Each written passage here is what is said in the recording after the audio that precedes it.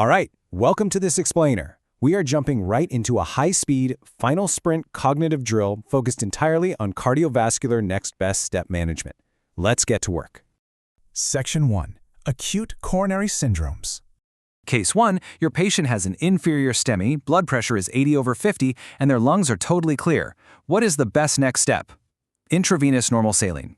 The key clue here is that marked hypotension combined with clear lungs. That screams right ventricular infarction, which is incredibly reliant on preload.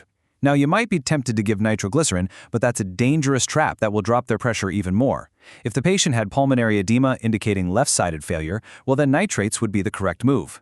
Case 2, a patient with an inferior STEMI presents with a heart rate of 35 and severe dizziness. What's the best next step? Intravenous atropine. The giveaway? Hemodynamically significant bradycardia, because the RCA supplies the AV node. Giving IV fluids is a super common trap here. Hypotension without that bradycardia would make fluid resuscitation your primary choice. Case 3, a patient has an NSTEMI with symptom onset less than 12 hours ago, but PCI is completely unavailable. Best next step? Anticoagulation and medical management. The diagnosis of NSTEMI is your North Star here. Do not fall for fibrinolysis. Fibrinolysis actually increases mortality and hemorrhage risk in an NSTEMI. If this were a STEMI and PCI was unavailable, only then would fibrinolysis be the right move. Case 4. A patient is being discharged post-MI with a newly reduced left ventricular ejection fraction. Best medication to add? Beta blockers. A prior MI combined with LV systolic dysfunction absolutely dictates this, because beta blockers inhibit heart remodeling and reduce mortality. Watch out for spironolactone here. If the patient also had highly symptomatic heart failure or comorbid diabetes, adding a mineralocorticoid antagonist would then be indicated. Section 2. Mechanical MI complications. Case 5, it's 3 days post-MI. The patient suddenly develops severe pulmonary edema, shock, and a brand new early systolic murmur at the apex. Most likely diagnosis? Papillary muscle rupture. The giveaway is the RCA territory involvement and severe mitral regurgitation causing that pulmonary edema. A classic trap here is guessing an interventricular septum rupture. But remember, if the new murmur was holosystolic at the left lower sternal border, complete with an oxygen step-up in the right ventricle, that would be your septal rupture. Case 6.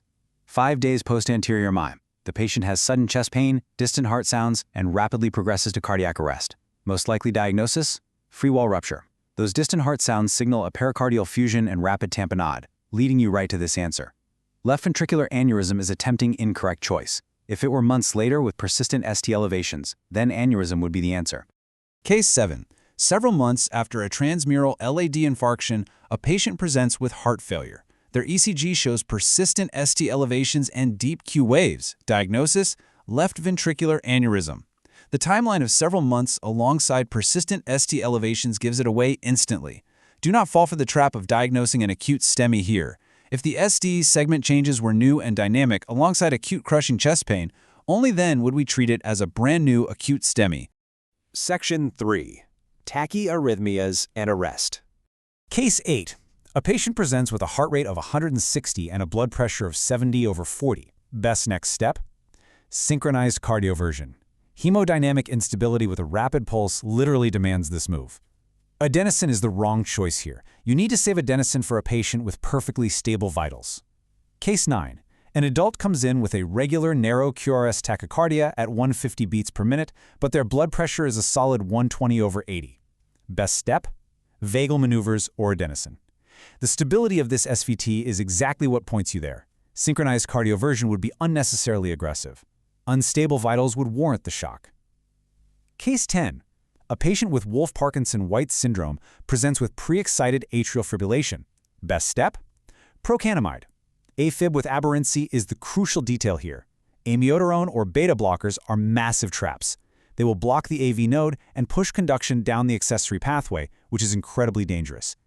If it were a regular, wide QRS monomorphic ventricular tachycardia, amiodarone would be your correct pharmacologic choice. Case 11. Your patient's ECG shows polymorphic ventricular tachycardia. Best step? Intravenous magnesium. The shifting axis of Torsades de points requires magnesium. Amiodarone is a super common distractor here. Monomorphic VT gets amiodarone, not polymorphic. Case 12. A patient develops new-onset atrial fibrillation, and their lab work shows a suppressed TSH and high free T4. Best initial step? Beta blockers. The suppressed TSH reveals a hyperthyroid-induced hyperadrenergic state, which beta blockers immediately get under control. Immediate cardioversion is a tricky trap here, unless they are severely hemodynamically unstable, which would take precedence over rate control. Case 13. A 75-year-old with a severe COPD exacerbation has an irregular tachycardia, and the ECG shows 3 distinct P-wave shapes. Diagnosis? Multifocal atrial tachycardia. The pulmonary disease trigger plus those 3 different P-waves totally secure this diagnosis. Atrial fibrillation is incorrect. If there were absolutely no distinct P-waves at all, just a chaotic baseline, then it would be AFib. Case 14. A patient in cardiac arrest has an organized rhythm on the monitor, but absolutely no palpable pulse. Best step? CPR and epinephrine. You're looking at pulseless electrical activity, or PEA. Do not shock this rhythm. You only reach for those defibrillator pads if the monitor shows VFib or pulseless VTach. Case 15. A patient collapses, no pulse. The monitor shows chaotic, irregular waveforms with no identifiable P, QRS, or T waves whatsoever. Best step? Defibrillation shock. This is classic ventricular fibrillation. Synchronized cardioversion is the absolute wrong button to push. If the patient actually had a pulse and an organized tachycardia, you would synchronize. You cannot synchronize to chaos. Section 4. Bradycardia and AV blocks. Case 16. A patient presents with a heart rate of 40, blood pressure 85/50, and severe dizziness. Best initial step? Intravenous atropine, 1 mg. Symptomatic, hemodynamically unstable sinus bradycardia gets atropine first. Jumping straight to transvenous pacing is a common mistake. You reserve pacing for persistent instability after giving the maximum atropine dose. Case 17. Now we have a patient with a heart rate of 35. They're in shock, and they show 0 improvement after a total of 3 mg of IV atropine. Best step? Transcutaneous or transvenous pacing. Atropine refractory bradycardia needs a pacemaker. Simply starting an epinephrine drip and leaving it at that is not enough. However, while you are actively waiting for the pacemaker setup to arrive, an epi or dopamine drip is the correct bridge therapy. Case 18. A patient has a history of syncope.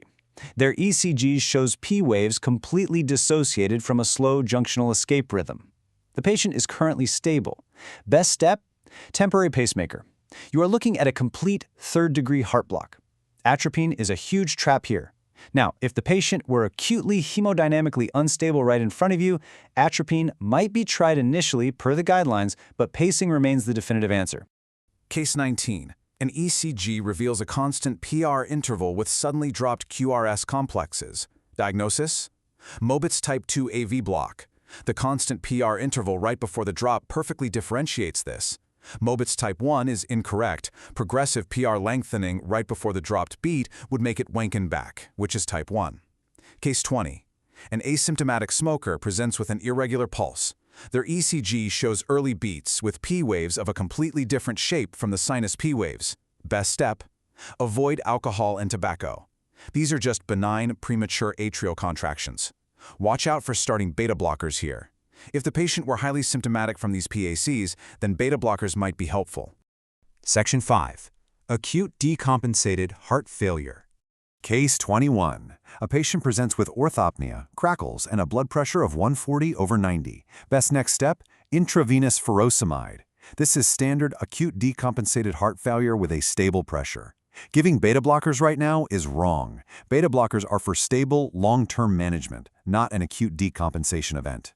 Case 22. A patient arrives in severe respiratory distress with flash pulmonary edema. Their blood pressure is sky-high at 210/110. Best step? Intravenous vasodilators like nitroglycerin. That severe hypertension driving the flash edema is your main target. Diuretics alone are just insufficient here. If the blood pressure was borderline low, you would prioritize diuretics and avoid the vasodilator entirely. Case 23. A patient has severe pulmonary edema, but their blood pressure is critically low at 80/50. Best step? Avoid nitrates completely. This patient is in cardiogenic shock. Starting a nitroglycerin drip will crash their pressure even further. Nitrates are exactly what you'd need only if the patient had a severely elevated blood pressure. Section 6. Final 60-second checklist. All right, let's rapidly lock this in. Get an ECG within 10 minutes of arrival for chest pain.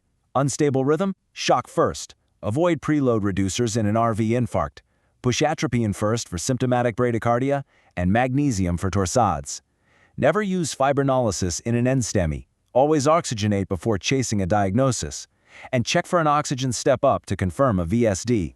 That completes the drill.